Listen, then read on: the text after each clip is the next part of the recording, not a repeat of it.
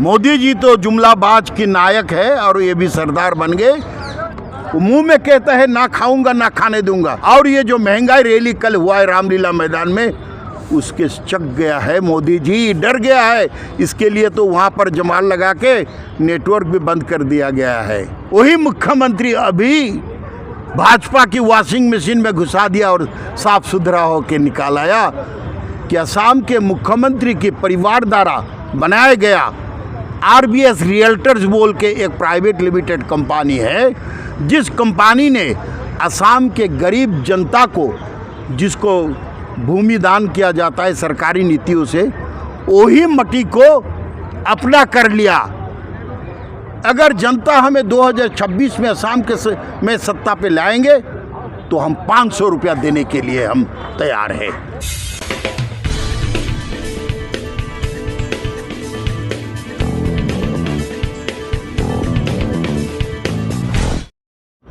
Sir, आज आपने यहाँ पर प्रोटेस्ट किया, क्या उद्देश्य था ये?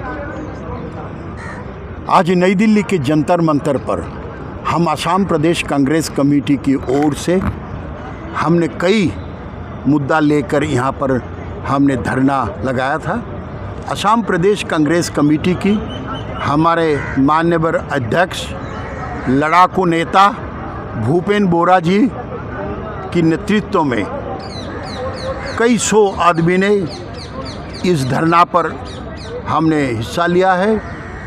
हमारी पहला चेतावनी है भाजपा सरकार को, जिस भाजपा सरकार सन 2014 से हमारे असम की नई पीढ़ियों को, नई युवाओं को नौकरी की तलाश में जो है उनको आश्वासन दिया था कि भाजपा सरकार सत्ता पे आते साल में 2 करोड़ का नौकरी देगा।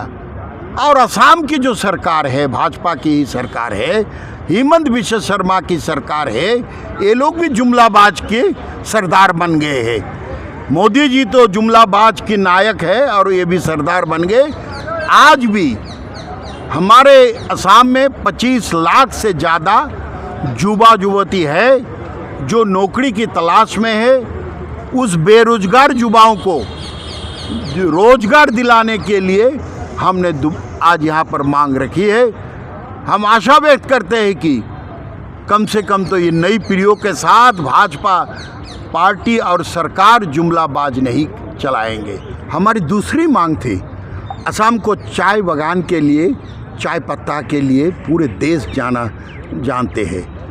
देश की आधे जनता को हम चाय पिलाते हैं। वही असम के चाय बनाने वाला, चाय बागान के मज़दूरों की जो हालत है उसके सुधारने के लिए भाजपा सत्ता पे आने से पहले कई दफ़ा आश्वासन दिया था कि भाजपा सत्ता में आते ही असम के चुनाव के पहले भी ये कहा गया था कि वो हर मज़दूरों को दिन हजीरा 351 कर देंगे, लेकिन आज तक वो कार्यकारी नहीं हुआ है। तो हम कहते हैं अगर जनता हमें 2026 में असम में सत्ता पे लाएंगे तो हम 500 रुपया देने के लिए हम तैयार हैं। और भाजपा अपने के लिए सब कुछ लेता है, देता है, अपने पूंजीपतियों दोस्तों के लिए सब कुछ कर सकता है, लेकिन ये मजदूरों के लिए भाजपा सरकार कोई सोचते नहीं। हमारे तीसरा मांग थे, नई पेंशन नीति को जल्दी ही जल्द रद्द करें। ये भाजपा सरकार की लापरवाही को हम मानने के लिए तैयार नहीं।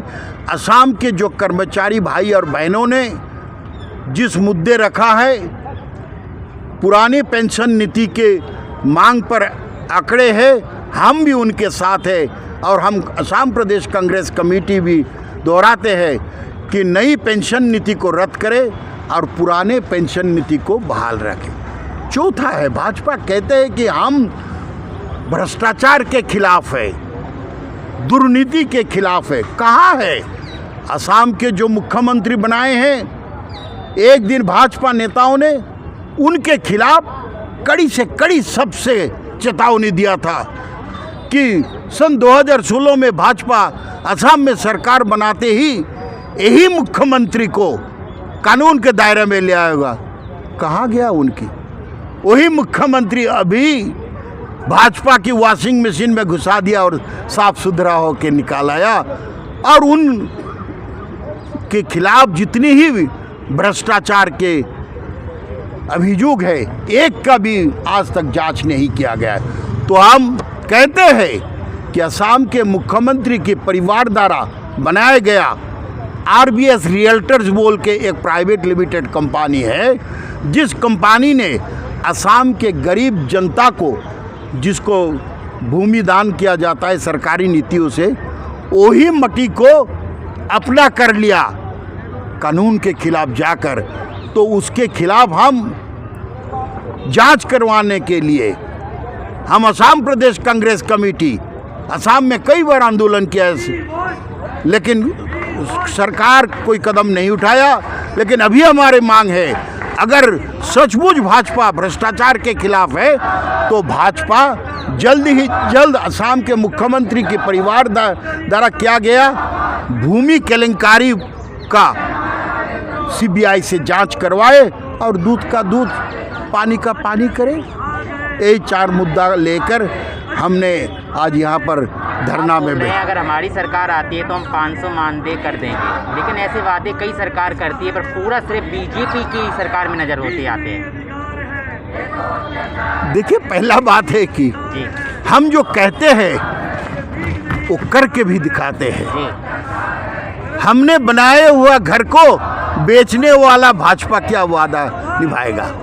भाजपा तो कुछ बनाया नहीं।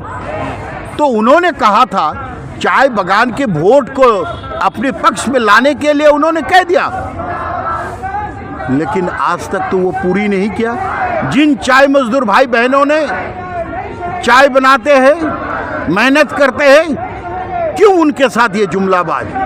हम जब सत्ता पे आएंगे, जनता अगर हमें ये मौका देगा, तब जरूर हम परिकल्पित नीतियों से आगे बढ़कर उनको हम 500 रुपया दिन हाजिरा देने के लिए हम तैयार हैं। क्या अंतर है नई पॉलिसी, जो अभी नई पॉलिसी आई है, और पुरानी पेंशन योजना, इन दोनों में क्या अंतर है?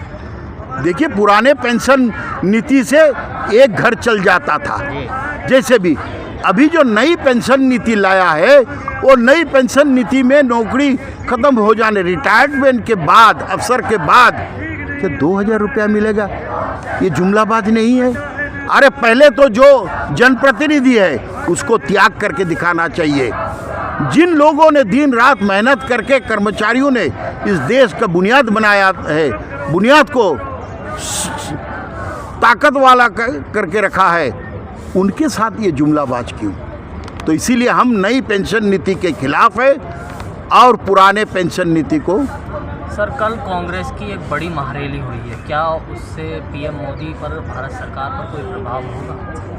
देखिए, महंगाई पर हल्ला बोल के जो कल रामलीला मैदान में रैली हुआ है, वो साबित करता है कि जनता अभी मोदी जी का जुमलाबाज और आश्वासन से संतुष्ट नहीं है। और बीजेपी आरोप लगा रही है कि ये जो है परिवार बचाओ रैली है। ना भाजपा के पास बचाई क्या? वो क्या करते हैं? वो मुंह में कहता है ना खाऊंगा ना खाने दूंगा, लेकिन तो वो खा भी रहा है और साथियों को भी खिला रहा है, लेकिन आम जनता को कुछ नहीं दे रहा है।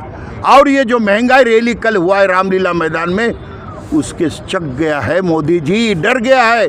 इसके लिए तो वहाँ पर जमाल लगा के नेटवर्क भी बंद कर दिया गया है। लेकिन जनता अपने पॉकेट से पैसा खर्चा करके सड़क पर उतरे हैं, ये धूप डेरे में भी। जनता कहती है महंगाई कितनी भी हो जाए, पर वोट हम बीजेपी को ही देंगे। देखिए, जनता जनार्दन है। हम देश को आज़ाद करने के लिए इतना मेहनत किया है और भी मेहनत करेंगे। शायद जनता अभी भी अच्छी तरफ ये इसका जो कार्य है ये समझने के लिए कोशिश नहीं कर रहा है। न अब अंधी हो जाने से तो अपना ही घर बर्बाद हो जाएगा। जैसे कोविड के समय लाखों लोग बेघर हो गया है, धीरे धीरे जनता महसूस कर रहा है कि मोदी जी क्या कर रहा है। तो आप ये मान लो जनता जनार्दन जब तय कर लेगा तब सत्ता पे रहना मोदी जी के लिए नामुमकिन होगा।